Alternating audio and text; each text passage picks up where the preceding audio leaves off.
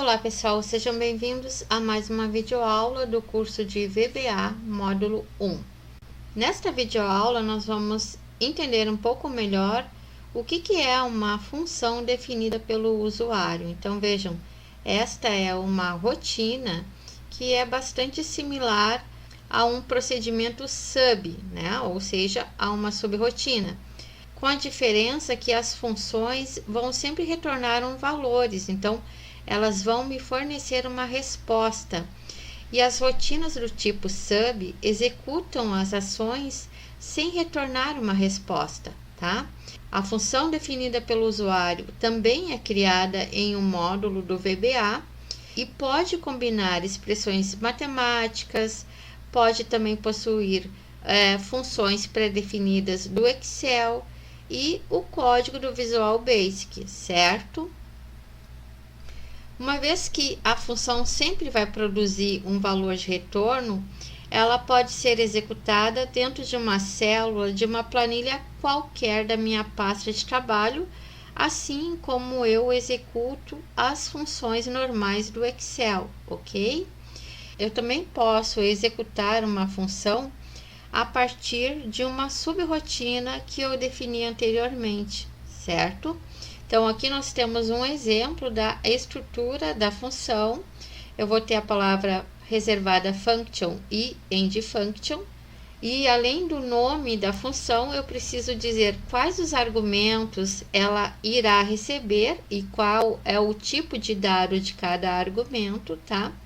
E também tenho que definir qual é o tipo de dado do retorno da função, certo? Todos os elementos tanto de entrada como de retorno da função, preciso ter um tipo de dados atribuído. Então, os argumentos devem ser definidos com o tipo de dado respectivo e a função também deve ser definida com o tipo de dado que ela vai retornar, ok? Aqui a gente pode ver uma observação importante, que a função pode ter um ou mais argumentos, e os argumentos são, na verdade, os parâmetros que vão ser recebidos pela função para a execução de uma rotina qualquer, de um procedimento qualquer. Esses argumentos devem ser separados por vírgulas e para cada um deles deve-se especificar obrigatoriamente qual o tipo de dado ele conterá. Tá? Nesse exemplo, nós temos uma função soma valores, ela está recebendo duas variáveis do tipo integer, ou seja, número inteiro, e está retornando também um número inteiro, tá? E aqui eu tenho o resultado da minha função. Então, a função soma valores está recebendo o número 1 mais o número 2, certo? Nessa tabela, nós podemos verificar quais são as partes de uma função. Então, nós temos as palavras-chave do VBA, que vão marcar o início e o fim da função, function e end function. Nós temos o nome da função, que vai identificar essa função no VBA.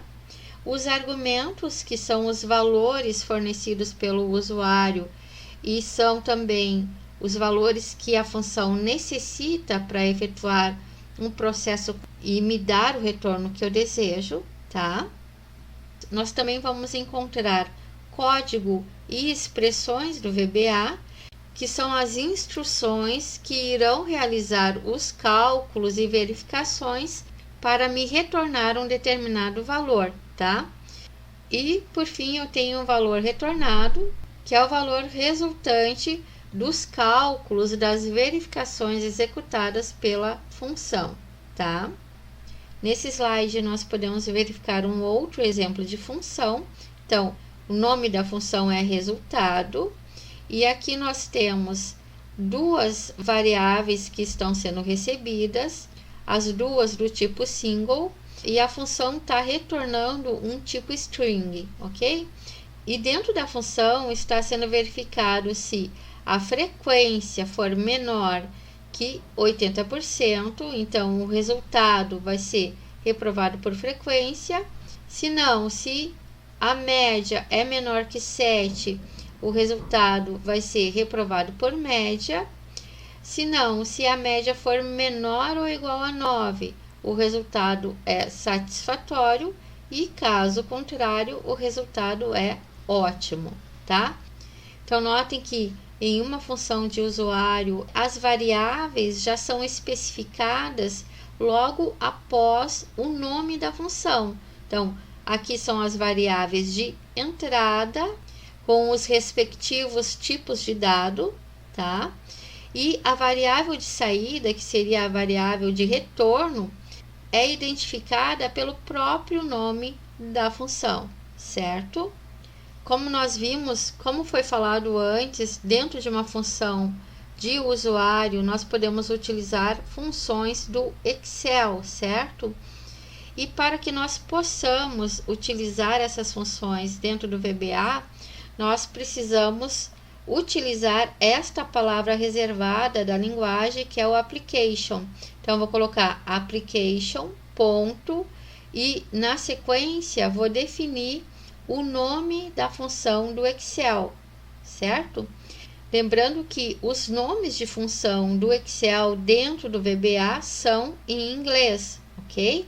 Então, por exemplo, se eu quero utilizar a função soma do Excel, aqui no VBA eu vou especificar sum, certo?